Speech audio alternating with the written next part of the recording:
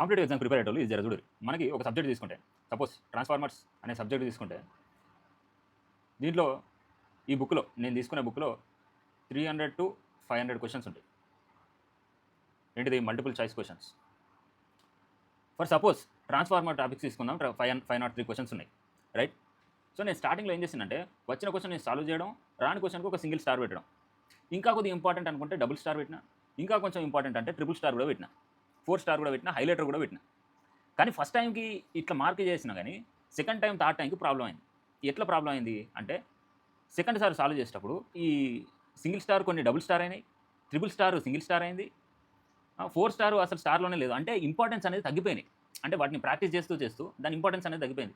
So ఇట్లా star mark పెట్టడం వల్ల నేను అది ఇంపార్టెంట్ అని దాని దగ్గరికి వెళ్ళడం, అట్లా వెళ్ళిన తర్వాత అరే ఇది ఇంపార్టెంట్ కాదని తెలుసుకొని మళ్ళీ ఇంకో క్వశ్చన్కి వెళ్ళిపోవడం, ఇట్లా షిఫ్ట్ అవుతూ వచ్చిన. కాబట్టి ఒక కన్ఫ్యూజన్ 10 క్వశ్చన్స్కి కన్ఫ్యూజ్ అయితే ఏం కాదు.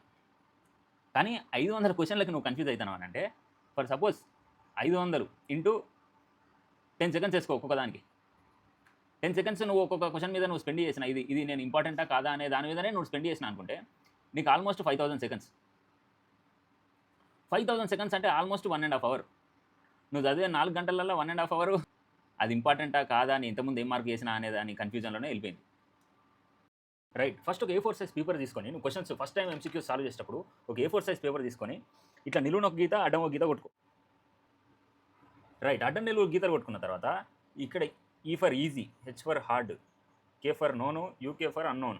Easy, hard, known, unknown, right. మీరు ఇంజనీర్ కాబట్టి మీకు ఆల్రెడీ బుర్ర వెళ్ళిపోయి ఉండాలి, ఇప్పుడు ఏం చేయను, రైట్. దీంట్లో ఏమొస్తాయనంటే నువ్వు క్వశ్చన్స్ సాల్వ్ చేసుకునేటప్పుడు దీంట్లో మార్క్ చేసుకోవాలి. ఎట్లా ఈ కాన్సెప్ట్ నోను ప్లస్ ఈజీగా ఉన్నది ప్లస్ నాకు ఇది తెలిసిన కాన్సెప్టే అనుకున్నాయి దీంట్లోకి రావాలి. సపోజ్ 1 2 3 4 5 అనే క్వశ్చన్లు దీంట్లోకి వచ్చాయి.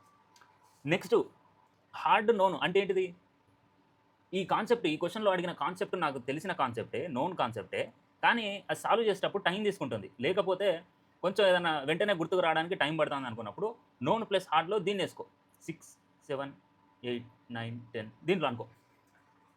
ఇక తర్వాత వచ్చేసి ఈజీ అన్నోన్ అంటే ఆ క్వశ్చన్ చూసినప్పుడు కింద ఆన్సర్ ఉంటుంది కదా, ఆన్సర్లో మనకు తెలిసిపోతుంది 2-3 స్టెప్స్లోనే ఆన్సర్ వచ్చేస్తుంది. లేకపోతే పుట్ ద ఫామ్లా గెట్ ద ఆన్సర్ టైప్ క్వశ్చనే, ఈజీనే, కానీ నీకు ఆ కాన్సెప్ట్ తెలియదు అనుకునేవి దీంట్లో రావాలి.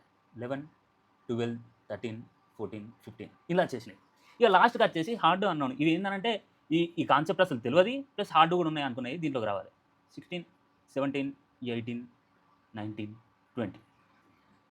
సో ఇట్లా డివైడ్ చేసుకున్న తర్వాత నీకేమవుతుంది, ఈజీ అయిపోతుంది. ఫస్ట్ టైం కొంచెం కష్టమవుతుంది ఇవన్నీ నోట్ చేసుకోవడానికి A4 సైజ్ పేపర్లో, కానీ నువ్వు సెకండ్ టైం రివిజన్ చేసేటప్పుడు నీకు ఒకవేళ కాన్ఫిడెన్స్ బిల్డప్ కావాలనుకో, ఆల్రెడీ తెలిసిన కాన్సెప్ట్లు ఈజీగా ఉన్నాయి ఫస్ట్ చేసుకో.